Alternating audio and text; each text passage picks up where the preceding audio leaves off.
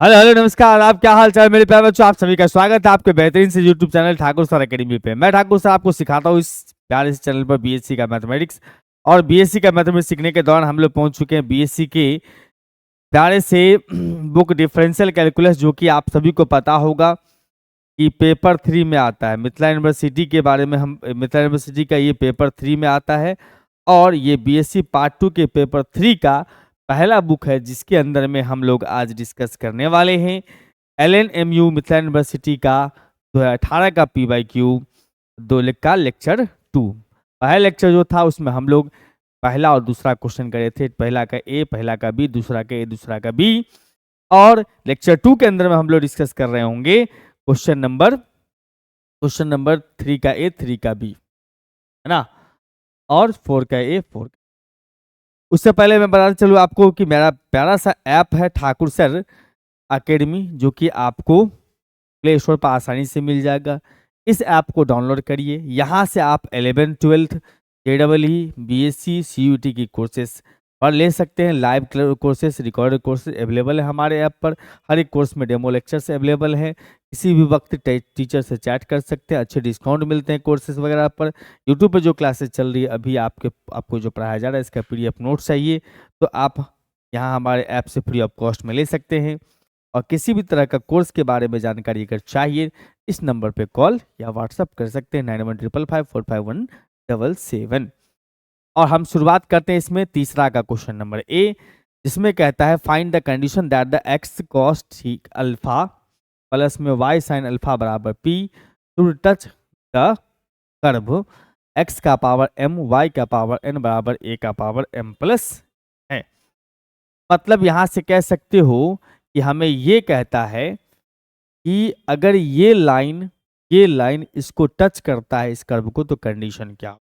Touch करने का मतलब ये लाइन अगर इसके ऊपर टेंजेंट बन रहा है तो कंडीशन क्या होगा। बहुत बेहतरीन क्वेश्चन है। इस टाइप का क्वेश्चन एग्जामिनेशन में आता ही आता है। जैसे कि हमारे पास में एक कर्व है, इस कर्व को टच करके जा रहा है एक लाइन इस कर्व को टच करके जा रहा है। इस पॉइंट का नाम है सर x1 y1। क्या नाम है सर? x1 और y1। और यहां पर ये हमारे पास इक्वेशन है x cos अल्फा प्लस में y sine alpha is equal to में p हुआ है। हमने point of contact x1 y1 हमने अपने तरफ से माना है। तो देखो यहां पर सबसे पहले क्या करिए सर, जो इक्वेशन दिया है कर्व का उसको लिख लीजिए। Given equation of curve, given equation of curve, curve का जो इक्वेशन हमें दिया हुआ है वो है सर x का पावर m इंटू वाई का power n is equal to a का पावर m प्लस n। इसको फर्स्ट मान लो। ये जो आपने पॉइंट ऑफ कांटेक्ट ले लिया है x1 y1 वो यहाँ पर दिखा दो भैया कि माना है हमने let x1 y1 be point of contact. ये क्या है sir? Point of contact, point of contact. इसका मतलब ये जो point of contact x1 y1 है वो कर्व पर भी लाइज करता है और टेंजेंट पर भी लाइज करेगा। कर्व पर लाइज करने का मतलब कर्व के इक्वेशन को सेटिस्फाई करेगा। इसकी आवश्यकता हमें बाद में पड़ेगी, अभी नहीं। और a का पावर m प्लस 1 लाइज करने का मतलब कर्व के इक्वेशन को सेटिस्फाई करेगा। x के जगह x1, y के जगह पर y1। ठीक है बंधु। अब यहां पर से देखोगे यहां पर कि भैया पहले हम क्या करेंगे, टेंजेंट का इक्वेशन निकालेंगे। टेंजेंट का इक्वेशन निकालेंगे। टेंजेंट का जो इक्वेशन होगा, टेंजेंट का इक्वेशन जो निकालेंगे हम लोग वो ये दोनों सेम ही लाइन को रिप्रेजेंट कर रहा होगा। तो उसके हेल्प से हम लोग रेशियो क्या बोलते हैं उसको, x1 y1 का वैल्यू निकाल करके हम इसमें डाल देंगे, कंडीशन तैयार हो। चलिए बारी बारी से स्टेप बाय स्टेप करते हैं। सबसे पहले टेंजेंट का इक्वेशन निकालना है तो डिफरेंशिएट करेंगे फर्स्ट को विथ रिस्पेक्ट टू x। यानी कि यहां से कह सकते हो कि सर m इंटू में x का power m minus you into भी लगा रहे हैं। u हमारे पास में x का पावर m रह जाएगा, y का पावर n पीछे आ गया, पावर में से घट गया, dy by D x plus में यहाँ पर y के पावर n को रख लोगे, m इंटू एक्स का पावर m माइनस 1 बराबर में 0। इस बंधु को उस साइड, इसको इधर ही रख लो। हम यहाँ से कह सकते हैं इसका मतलब हम यहाँ से कह सकते हैं n इंटू एक्स के पावर n इंटू में n इंटू एक्स का पावर m इंटू वाई का पावर n, अब बट्टा में कितना y इंटू डी वाई बटा d x is equal to में ये इस साइड जाएगा तो m इंटू में m इंटू माइनस के साथ m इंटू में x का पावर m बट्टा में x इंटू वाई का पावर n। जो पावर -1 है ना उसको नीचे ला दिए x, एक x। इससे क्या फायदा हुआ सर? बहुत फायदा हुआ, बहुत फायदा हुआ। देखो जरा सा, ये हम कैंसिल कर सकते हैं, x का पावर m y का पावर n कैंसिल हो गया। तो हमारे पास में ये बन गया अपने पास में dy बटा d x is equal to minus में, अब ये जो m है रहेगा उसके बगल में चल जाएगा y, तो m y बटा में n इंटू में ये हमारे पास मिला sir m, slope of tangent, capital M लिख देते, स्लोप ऑफ टेंजेंट। ये हो गया sir slope of tangent, slope of tangent यानी कैपिटल M नाम रख रहे हैं भैया, माइनस एम वाई बट्टा में स्मॉल m का इस्तेमाल कर दिया इसीलिए कैपिटल M। स्लोप को हम लोग m से डिनोट करते हैं। हम इस m का वैल्यू निकाल लेंगे सर एट x1 y1 पर, x1 y1 पर m का वैल्यू निकालेंगे तो इसका मतलब m बराबर हो जाएगा अपने पास में माइनस में m y1 बट्टा में n x1। अब यहां पर से देखो, यहां पर से देखोगे तो हम क्या कहेंगे भैया कि इक्वेशन ऑफ टेंजेंट हो जाएगा अपने पास में, equation of tangent is y minus में y1 बराबर में m इंटू में x minus x, m into में x माइनस x1, यानी कि कह सकते हो यहां से y माइनस में y1 बराबर में m के जगह पर माइनस m इंटू y1 बटा में n into x1 into x minus. थोड़ा सा इसको आप कोशिश करिए कि भाई ये बिल्कुल भी इस लाइन की तरह बन जाए जैसा कि ये है, इसके तरह। हाँ, x cos alpha plus y sine alpha बराबर पी, मतलब एक्स वाई एक साथ आ जाए बस। एक्स वाई अलग, मतलब एक्स के साथ एक्स वाला टर्म हो और कांस्टेंट टर्म हो। देखो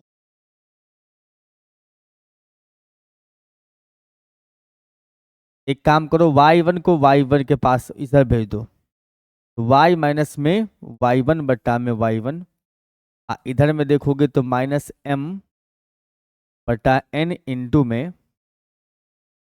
में x माइनस x1 बटा x1।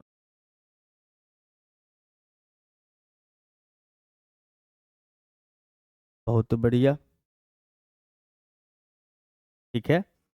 अब देखो यहाँ पर क्या मामला हो जाएगा सर, y बट्टा में लिखोगे y1 माइनस का एक, इधर माइनस m बट्टा में n into x minus x1, x बट्टा में x1, x बट्टा में x1 फिर माइनस, ठीक है। चाहे अगर चाहो तो इतने इसमें अगर थोड़ा परेशानी लग रहा हो आप सिंपली समझ लो कि भाई साहब आपको इतना ताम झाम नहीं करना है, इधर इसको इससे मल्टीप्लाई करना है तो n इंटू x1 y फिर माइनस में n इंटू x1 y1 बराबर में minus m into x y1 plus में m इंटू x1 y1। बहुत सुंदर, हम इसको इधर ले आते हैं, ये माइनस से बन जाएगा प्लस, तो हो जाएगा अपने पास में sir m into y1 x, m into ऐसे m x to y1 plus में n x1 y बराबर, ये उस साइड जाएगा तो प्लस हो जाएगा, तो x1 into y1 m plus में n, x1 y1 से डिवाइड कर दो थोड़ा अच्छा लगेगा, तो ये x1 y1 से डिवाइड लगा दोगे, इसमें लिख भी दो डिवाइडिंग बाई x1 y1। हमारे पास में आ जाए तो हम कह सकते हैं यहाँ पर से कि m इंटू y1 कट जाएगा तो m इंटू एक्स बट्टा में x1 लिखोगे, y1 कट जाएगा, ये डिवाइड में आएगा तो भैया y1 कट जाएगा x बट्टा x1। ओके, और फिर प्लस में लिखोगे इसका n इंटू x1 कट जाएगा तो एन वाई बट्टा में लिखोगे x1 कट चुका है तो y1 बराबर में m प्लस। ठीक है, बहुत बढ़िया। इसको मान लीजिए सर हमारा थर्ड इक्वेशन। यहाँ पर लेकिन दिया हुआ अपने पास में but given equation of tangent, given equation of tangent, ये तो हम लोगों ने फाइंड किया, टेंजेंट का इक्वेशन दिया हुआ है अपने पास में x cos अल्फा प्लस में y sin alpha is equal to में p है। यहाँ पर से हो गया भैया चौथा इक्वेशन। तो तीसरा जो इक्वेशन है वो भी टेंजेंट का ही इक्वेशन है, और चौथा इक्वेशन जो है यानी कि ये जो है वो भी टेंजेंट का ही इक्वेशन, दोनों टेंजेंट का इक्वेशन है। इसका मतलब दोनों ही सेम लाइन को रिप्रेजेंट कर रहा है, दोनों सेम लाइन को रिप्रेजेंट कर रहा है, मतलब इक्वेशन थर्ड एंड फोर्थ जो है वो सेम लाइन को रिप्रेजेंट कर।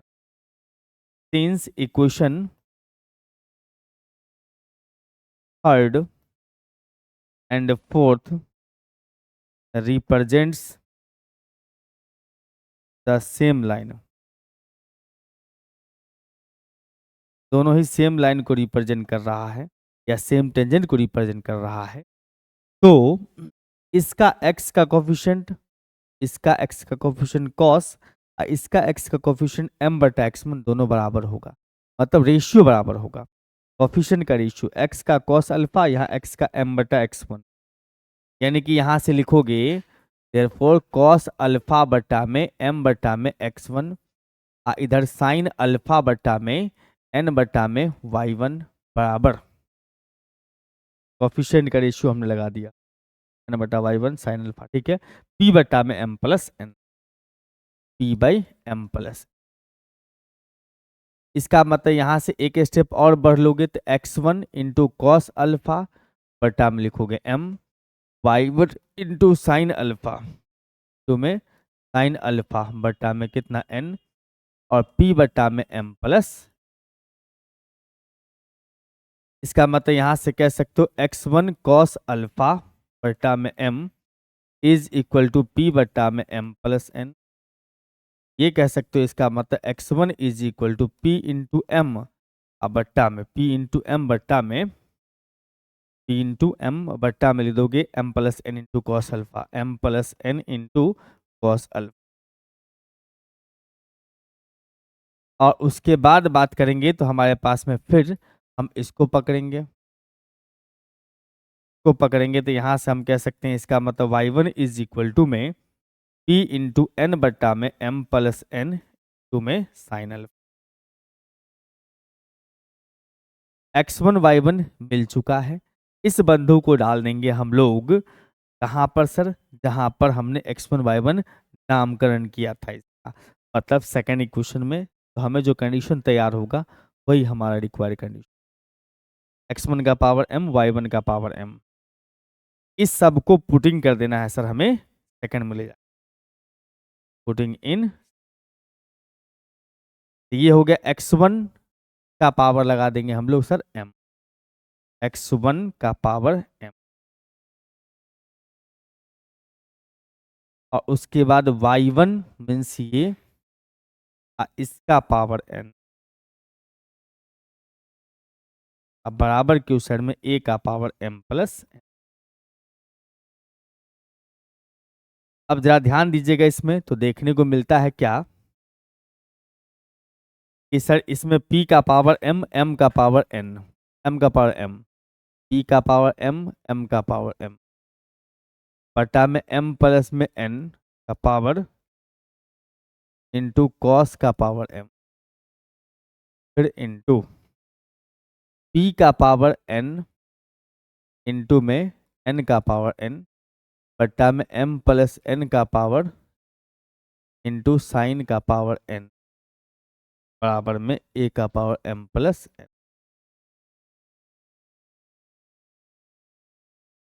अब इस सब को ऊपर वाला को साथ रखो, नीचे वाला को साइड जाके लिख दो। तो p का पावर m प्लस n हो जाए, क्योंकि p का पावर m इंटू में p का पावर n है, तो पावर पावर जोड़ दोगे, ये m का पावर n, n का पावर n है, m का पावर m, n का पावर n है। अब बराबर में a का पावर m प्लस n है, इंटू में इस दोनों का पावर भी जुड़ जाएगा, m प्लस n का power m plus n, into में cos का पावर m है, इंटू में साइन का पावर n है। प्राप्ति हुई। इस टाइप के कई तरह के क्वेश्चंस आपको एग्जामिनेशन में देखने को मिले। शर्त यहाँ पर ये होता है कि पहले आप टेंजेंट का क्वेश्चन निकाल लो, उसके बाद उस दोनों को कंपेयर करके फिर बाद में आप क्या करो, रेशियो इक्वल कर दो, बात खत्म हो जाएगी, उसको पुट कर दो जाके फर्स्ट में। चलिए sir, so that in the exponential curve, मतलब कर्व का इक्वेशन अगर आपको दिया है y इज इक्वल टू में b इंटू में e का पावर x बट्टा a, सब टेंजेंट इज कांस्टेंट लेंथ, पहले प्रूफ करना है कि सब टेंजेंट का लेंथ कांस्टेंट होगा, एंड सब टेंजेंट वैरीज करेगा स्क्वायर ऑफ ऑर्डिनेट, मतलब दो क्वेश्चन है। यहाँ पर ये बात भी समझ लो कि सब टेंजेंट का फार्मूला ये होता है, सब नॉर्मल का फार्मूला ये होता है, y बट्टा y1 सब टेंजेंट के लिए, सब नॉर्मल के लिए y इंटू y1 होता है। बस कुछ नहीं करना, आपको कर्व का इक्वेशन से y1 निकाल लेना है और अपने को y1 निकाल लेना है, और इसमें इसका यूज करके सब टेंजेंट सब नॉर्मल निकाल लेना है। तो हमारे पास में कर्व का इक्वेशन दिया है वो लिख लो, गिवन कर्व का इक्वेशन दिया y इज इक्वल टू में y is equal to b into e का पावर x बट्टा a, b इंटू एक्स का पावर x बट्टा a। अब यहाँ पर से देखोगे तो y1 का वैल्यू जो है हमारे पास में हो जाएगा b इंटू ई का पावर x बट्टा a का डिफ्रेंसिएशन वही 1/a, इसका एक्सपोनेंशियल का सेम टू सेम पावर का 1/a। आप यहाँ से ये कह सकते हो कि फिर ये y बन चुका है, क्या बन चुका है सर, y बन चुका, यानी कि ये हो जाएगा y और नीचे में अपने पास ये a है। बस अब यहाँ पर सब टेंजेंट जो है वो कांस्टेंट लेंथ होगा, सब टेंजेंट निकालोगे तो क्या होगा, सब टेंजेंट बराबर लिखते हैं हम लोग फार्मूला के हिसाब से y अपॉन में y1, मतलब y अपॉन में y बट्टा a, y कैंसिल होता है अपने पास में, हमारे पास मिला a जो कि कांस्टेंट है, हमें प्रूफ करना था कि ये कांस्टेंट लेंथ होगा। उसके बाद हमारे पास में सर दूसरा इसका कंडीशन, दूसरा हमारे पास में कंडीशन ये है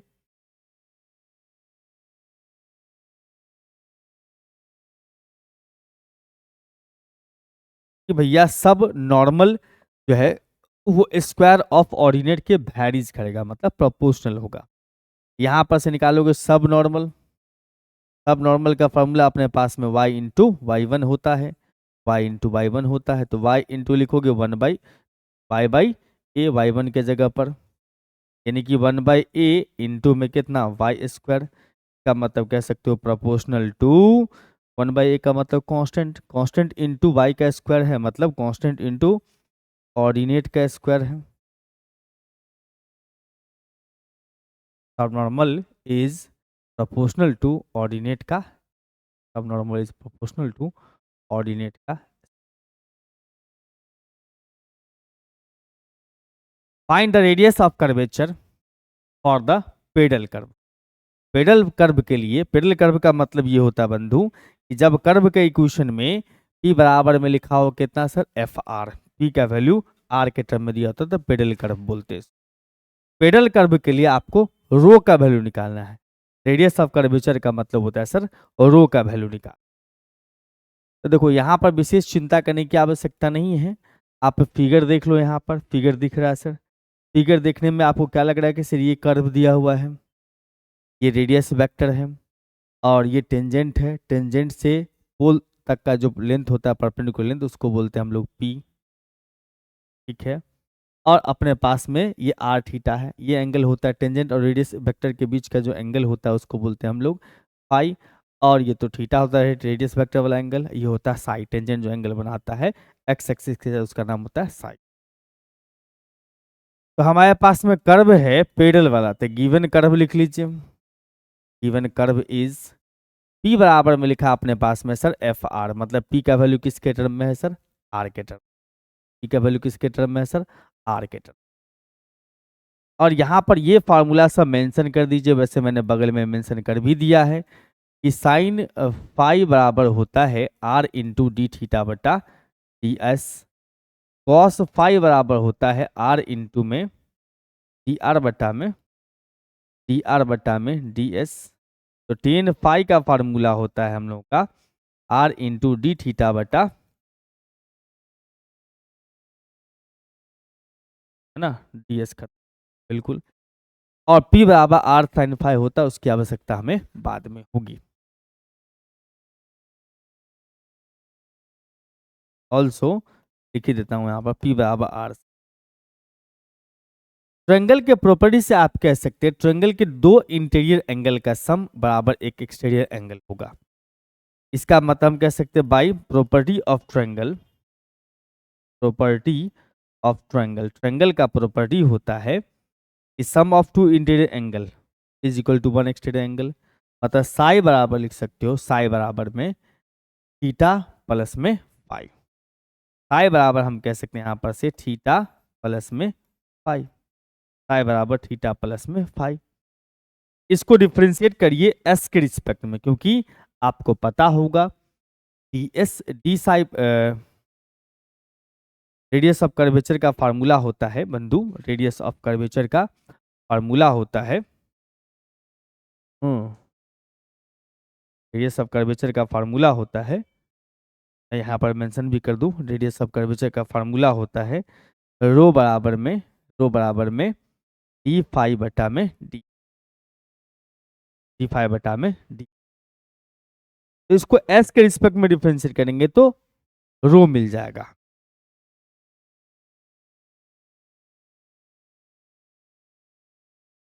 नहीं, ये कर्वेचर का होता है, कर्वेचर का उल्टा होता है रेडियस ऑफ कर्वेचर, यानी कि डी एस बटा में डी साई होता है। रेडियस ऑफ कर्वेचर का फॉर्मूला डी एस बटा में डी साई होता है।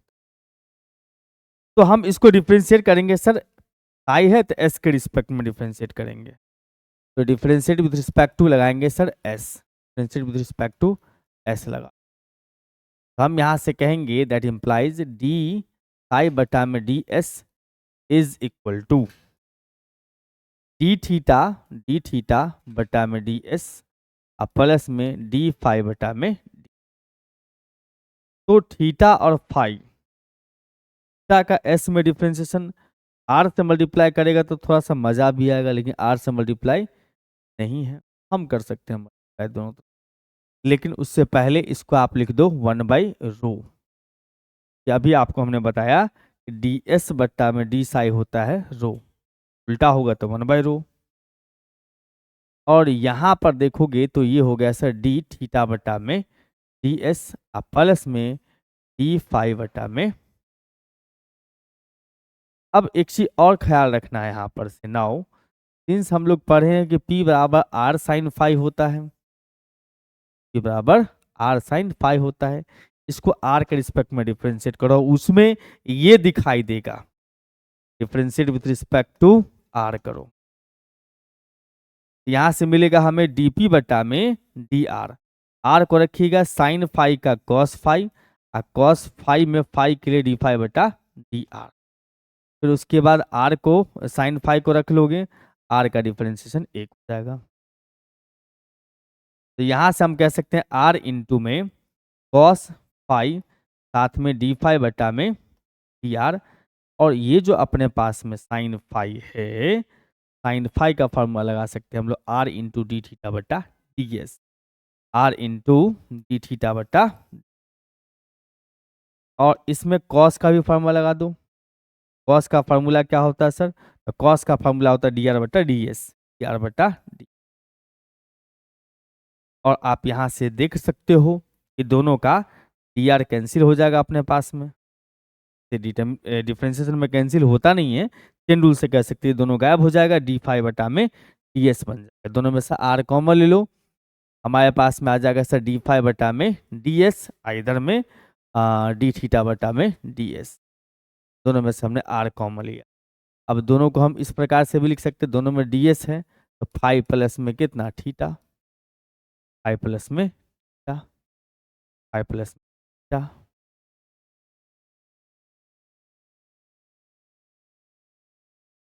चाहे डायरेक्ट लिख दूँ ना, अब इतना लिखने की क्या आवश्यकता है, जब हम लोग ये निकाल ही चुके हैं कि डी थीटा बटा डी एस, और फिर प्लस में डी फाइव बटा में डी एस को हम वन बाई रो कह सकते हैं, ये वन बाई रो हो गया, बात खत्म।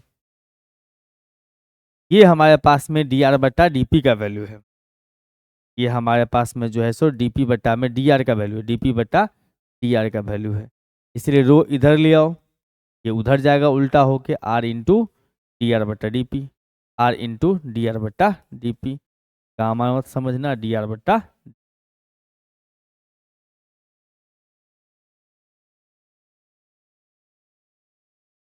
क्या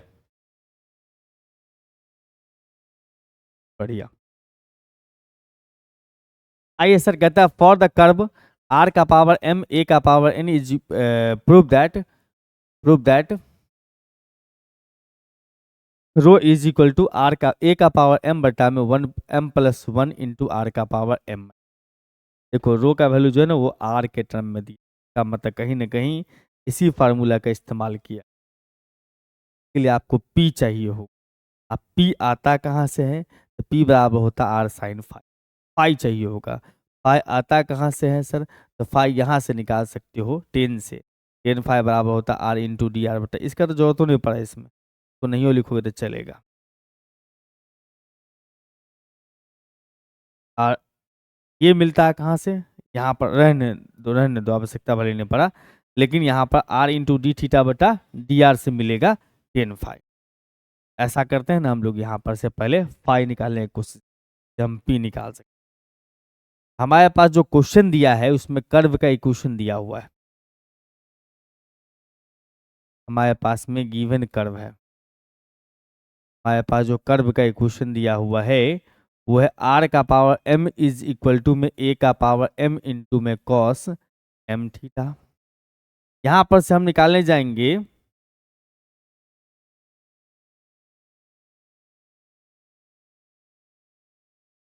यहां पर से निकालने जाएंगे पहले हम लोग 10 के लिए, 10 के लिए आर इंटू डी थीटा बटा डी। उसके लिए हमें थोड़ा सा इसको सिंपल करना होगा, इसके लिए हम क्या करेंगे सर, लॉग का इस्तेमाल करेंगे, टेकिंग लॉग। लॉग लगा लोगे तो हम यहां से कह सकते हैं कि m इंटू में आ गया और लॉग r, इसमें लिखोगे m इंटू में लॉग a और प्लस में log cos m, log cos m।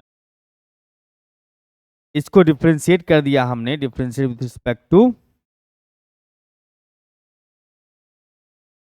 ये हो जाएगा m का m, और उसके बाद r के लिए, लॉग r के लिए 1/r, साथ में डी आर बटा डी थीटा, इधर m रह जाएगा, लॉग के लिए 0, सीधा का सीधा पूरा मामला ही 0।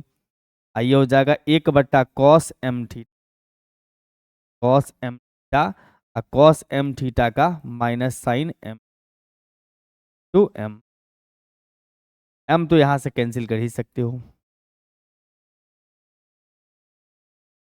तो हम यहां से कह सकते हैं इसका मतलब 1/r इंटू में डी आर बटा में डी थीटा, इधर हो जाएगा माइनस का 10m।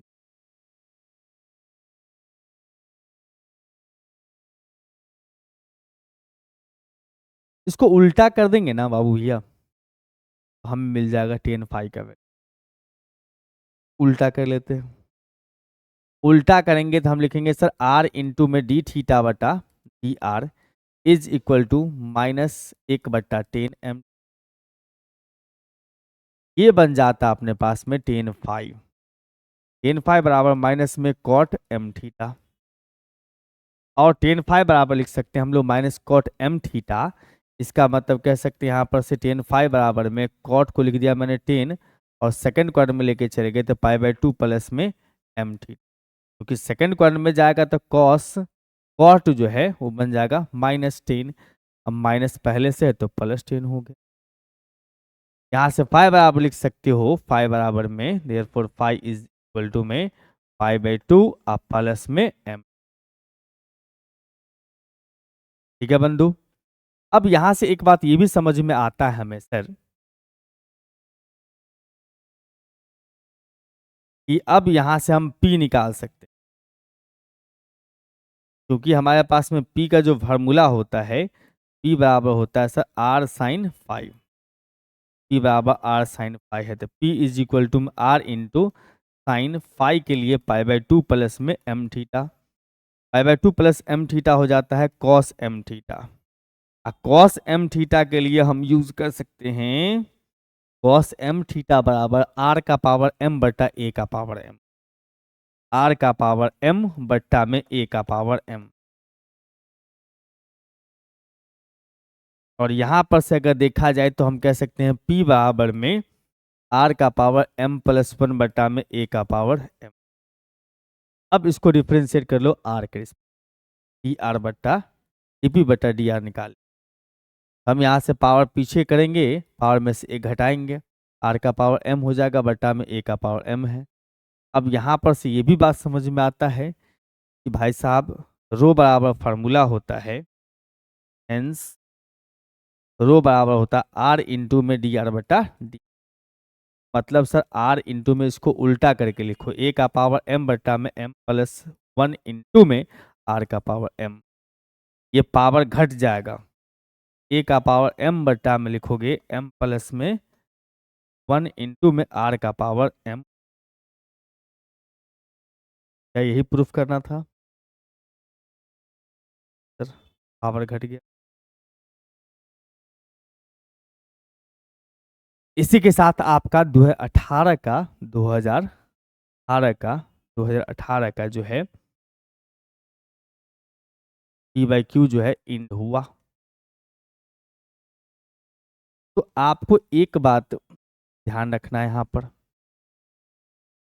जो भी बच्चे ईयर वाइज, बस हमें कमेंट सेक्शन में बताना, जो बच्चे ईयर वाइज हमसे क्वेश्चन मांग रहे थे सर कि 2000 मतलब आप year wise P by Q नहीं करवा रहे हैं, 2018 करवाइए, 2022 करवाइए, 2024 करवाइए, 24 तो खैर बाकी है, 2018, 20 और 22 करवा दीजिए। तो आप अगर हमारा पिछला वीडियो देखे होंगे अगर, तो हम टॉपिक वाइज करवा रहे थे और अब हम आपको ईयर वाइज करवा रहे हैं। तो क्या टॉपिक वाइज जो हमने करवाया था, क्या उसमें ये सारे क्वेश्चंस हमने डाल रखा था? कमेंट सेक्शन में जरूर बताइएगा, क्योंकि मैंने इतना अच्छा बनाया था वो सीरीज निकाला था टॉपिक वाइज, जिसका वर्णन न्यूज में सारे ईयर्स के क्वेश्चन आप अभी से आपके छोटे भाई भी एग्जामिनेशन देते तो वो वीडियो उसके लिए बहुत काम का होता। लेकिन आप लोगों का जिद अलग लेवल का है, अलग लेवल का, जबकि वही सारे क्वेश्चंस जो यहाँ करवा रहे हैं उस टॉपिक वाइज में हम करवा चुके। लेकिन जिद आप लोग इतना कमेंट की ईयर वाइज करवाइए। क्या लॉजिक, क्या बुद्धि आप लोग लगाते हैं, प्रभु आप लोगों को सद्बुद्धि दे।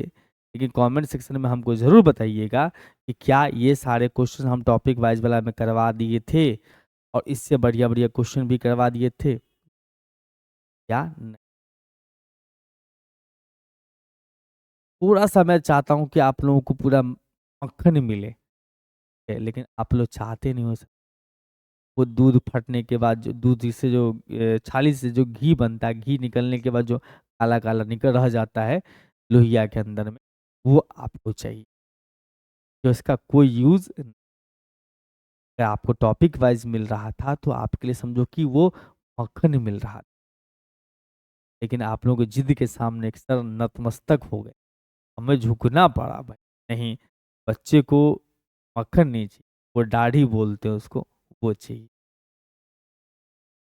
चलो आपको जो पसंद हो, लेकिन कमेंट सेक्शन में ज़रूर बताना कि मैंने क्या ये क्वेश्चन से पहले करवा दिया था, वो जायदे काम का सीरीज था या ये ईयर वाइज जो चल रहा है सीरीज वो जायदे का, ये कमेंट के अंदर हम ये आज के लिए इतना। मुलाकात करते हैं अगले लेक्चर में, तब